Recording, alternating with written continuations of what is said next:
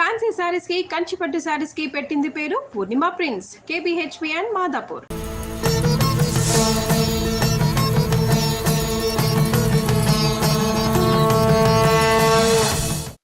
నమస్కారం. కార్తీక పురాణం 17వ రోజు పారాయణలోకి వచ్చాం.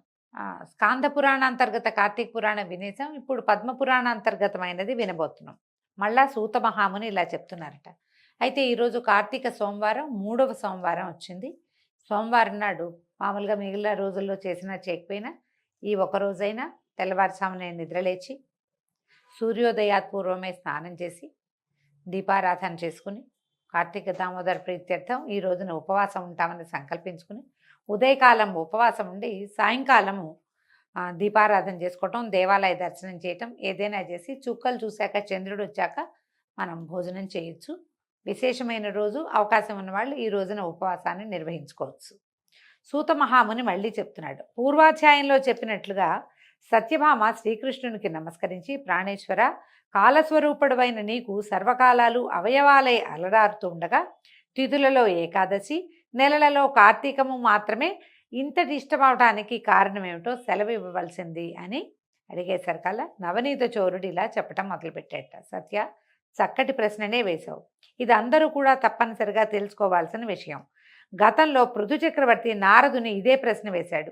అప్పుడు నారదుడు చెప్పిన దాన్నే ఇప్పుడు నేను నీకు చెప్తున్నాను, విను. సముద్రనందనుడైన శంఖుడనే రాక్షసుడు త్రిలోక కంటకుడై సర్వదేవతాధిక అధికారాలను హస్తగతం చేసుకుని వాళ్ళని స్వర్గం నుంచి తరిమి కొట్టాడు. పారిపోయిన దేవతలు తమ తమ భార్య బంధువులతో సహా మేరుపర్వతపు గుహలలోకి పోయి తలదాచుకున్నారు. మేరుపర్వతం అనేది బంగారు పర్వతం అని చెప్తారండి. స్వర్గానికి వైకుంఠానికి మధ్యదారిలో ఉంటుందట. అయినా శంఖుడికి తృప్తి కలగలేదు. పదవులు పోయినంత మాత్రాన పటుత్వాలు పోతాయా? పదవి లేనప్పుడే పునః దాన్ని సాధించుకోవటం కోసం వాళ్ళు తమ తమ బలాల్ని పెంచుకుంటారు.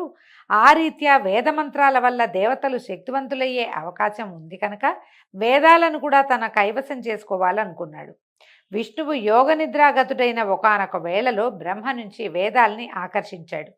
కానీ యజ్ఞమంత్ర బీజాలతో కూడిన వేదాలు శంఖుని చేతి నుంచి తప్పించుకుని ఉదకాలలో నీళ్లలో తలదాచుకుని సముద్ర జలాలలో ఉండిపోయినాయట. అది గుర్తించిన శంఖుడు సాగరంలోకి గర్భంలోకి ప్రవేశించి వెతికాడు, కానీ వాటిని పసిగట్టలేకపోయాడు. అంతలోనే బ్రహ్మ పూజాద్రవ్యాల్ని సమకూర్చుకుని మేరుగుహాలయ వాసులైన దేవతలందరినీ వెంబడిపెట్టుకుని వైకుంఠానికి చేరాడు. సమస్త దేవతానేకము కలిసి వివిధ నృత్యవాద్య గీతనామ స్మరణాదులతోనూ ధూపదీప సుగంధ ద్రవ్యాలతోనూ కోలాహలం చేస్తూ యోగ నిద్రాముద్రాభిరాముడైన శ్రీహరిని మేల్కొల్పే ప్రయత్నం చేశారు.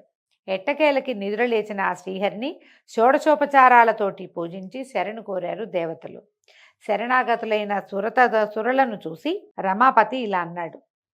మీరు చేసిన సర్వోపచారాలకి సంతోషించిన వాడై మీ పట్ల వరదుడినవుతున్నాను. ఈ కార్తీక శుద్ధ ఏకాదశి రోజున తెల్లవారుజామున నేను మేల్కొనే వరకు మీరు ఏ విధంగా అయితే నన్ను సేవించారో అదేవిధంగా ధూపదీప సుగంధ ద్రవ్యాదులు నృత్య గీతవాద్య నామస్మరణాదులతోనూ షోడచోపచారాలతోనూ కార్తీక శుద్ధ ఏకాదశి ప్రాతర్వేళ నన్ను సేవించే మానవులు నాకు ప్రియులై నా సాన్నిధ్యాన్ని పొందుదురుగాక.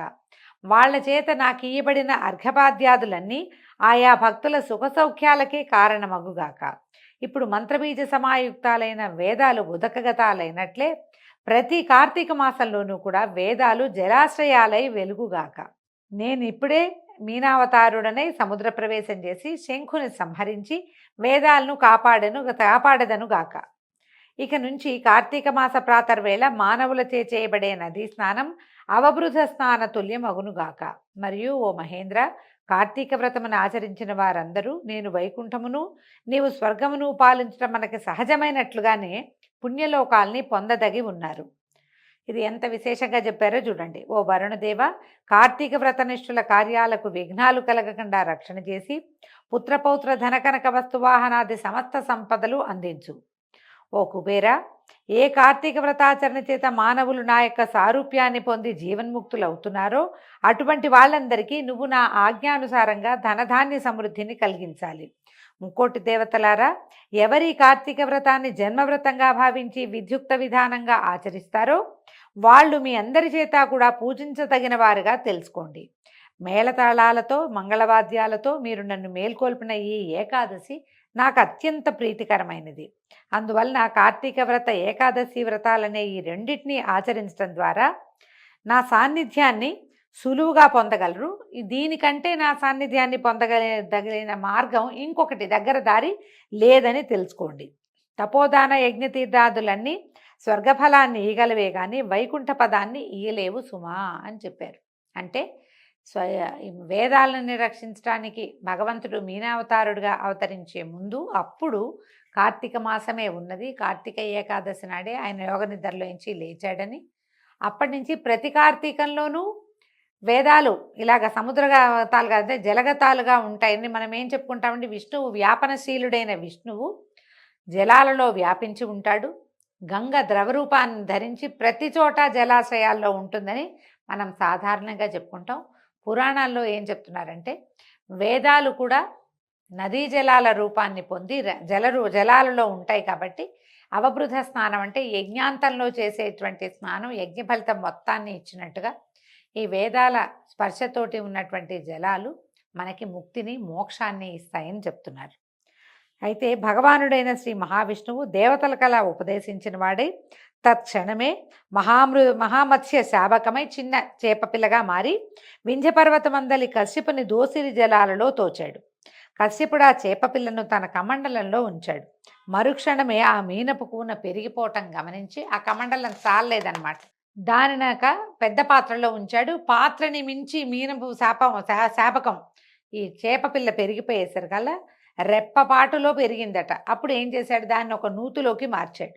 ఆ శఫరీ శిశువు నూతిని మించి ఎదిగిపోవటంతో కశ్యపుడు దానిని ఒక సరస్సులో ఉంచాడు. కానీ విష్ణుమీనం సరస్సుని కూడా అధిగమించి పెద్దదైపోవటంతో దానిని తీసుకొచ్చి సముద్రంలో వదలవలసి వచ్చింది. ఆ మహాసముద్రంలో మత్స్యమూర్తి విపరీతంగా పెరిగి శంఖుని వధించి వాడిని తన చేతి శంఖంగా ధరించి బదరీవనానికి చేరి అక్కడ ఎప్పటి వలె విష్ణు రూపాన్ని వహించి ఋషులను చూసి, ఓ మునులారా, వేదాలు ఉదకాలలో ప్రవేశించి రహస్యంగా దాక్కుని ఉన్నాయి. మీరు వెళ్ళి జలాంతర్గాములైన ఆ వేదాలను వెదికి తీసుకురండి. నేను దేవగణ సమాయుక్తుడనై ప్రయాగలో ఉంటానని ఆజ్ఞనిచ్చాడు. విష్ణుఆజ్ఞని శిరసాధరించిన ఋషులు సముద్రంలోకి వెళ్ళి ఆ యజ్ఞబీజాలతో కూడిన ఉన్నటువంటి వేదాన్వేషణ ప్రారంభించారు. ఓ పృథు మహారాజా, ఆ వేదాలలో నుంచి ఆ ఋషులకు ఎవరికెంత లభ్యమైందో అది వారి శాఖ అయినది. వాళ్ళు ఎతకడానికి వెళ్ళారు. ఒక కాగితంగా పుస్తకంగా లేదండి, స్వరసహితంగా ఉన్నాయట. ఎవరు దేన్ని పట్టుకోగలిగారో ఆ శాఖ వాళ్ళదైందనమాట. తదాదిగా ఆయా శాఖలకు వారు ఋషులుగా ప్రభాసించారు. అనంతరము వేదయుతులై ప్రయాగ ఎందున్న విష్ణువుని చేరి వేదాలని తెచ్చామని చెప్పారు. విష్ణువాజ్ఞపై ఆ సమస్త వేదాలను స్వీకరించినటువంటి బ్రహ్మ ఆ శుభవేళను పురస్కరించుకుని దేవతలతోనూ ఋషులతోనూ కూడినవాడై అశ్వమేధ యాగాన్ని ఆచరించాడు. యజ్ఞానంతరము సమస్త దేవ గంధర్వ యక్షపన్నగ గుహ్యకాదులందరూ కూడి శ్రీహరినిలా ప్రార్థించారు. ఓ దేవాధిదేవ జగన్నాయక, మా విన్నపాలను విను. అత్యంత సంతోషదాయకమైన ఈ సమయంలో మాకు వరప్రదాతవై మమ్మల్ని కాపాడు. హే లక్ష్మీనాథ, నీ అనుగ్రహం వల్లనే బ్రహ్మ తాను నష్టపోయిన వేదాలను ఈ స్థలంలో పొందగలిగాడు. కాబట్టి నీ సమక్షంలో మేమందరము కూడా యజ్ఞంలోని ఆవిర్భాగాలను కూడా పొందాము. కాబట్టి నీ దయ వలన ఈ చోటు భూలోకంలో సర్వశ్రేష్టమైనది, నిత్యము పుణ్యవర్ధకమైనది, ఇహపర సాధకమైనదిగా అగుగాక. ఇదే విధంగా ఈ కాలంలో మహాపుణ్యవంతమైనది, బ్రహ్మహత్యాది పాతకాలను సైతం తొలగించేది, అక్షయఫలకరమైనది అయ్యేటట్టుగా కూడా వరాన్ని అనుగ్రహించు అని ప్రార్థించారు. ఇదన్నీ విన్నటువంటి ప్రార్థనలు వింటూనే వరదుడైన శ్రీహరి దివ్యమందహాసాన్ని చేసి ఏమన్నాడు, దేవతలారా, మీ అభిప్రాయం నాకు కూడా సమ్మతమైందే. మీ వాంఛితం ప్రకారమే ఇది పుణ్యక్షేత్రం అగుగాక. ఇక నుంచి బ్రహ్మక్షేత్రం అనే పేర ప్రఖ్యాతిగా కాంచునుగాక.